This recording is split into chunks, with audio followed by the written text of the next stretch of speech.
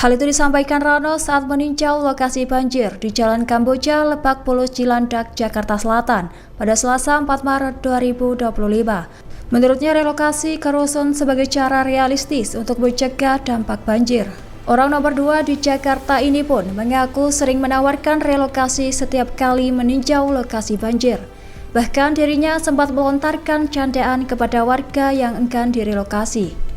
Menurut Rano, masalah banjir menjadi prioritas Gubernur Pramono Anung dan dirinya selama mereka menjabat.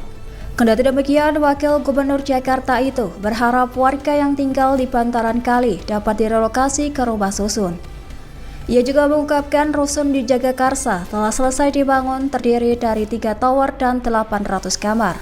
Rano bahkan mengklaim kualitas rusun tersebut setara dengan yang ada. Download Tribun X sekarang. Menghadirkan lokal menjadi Indonesia.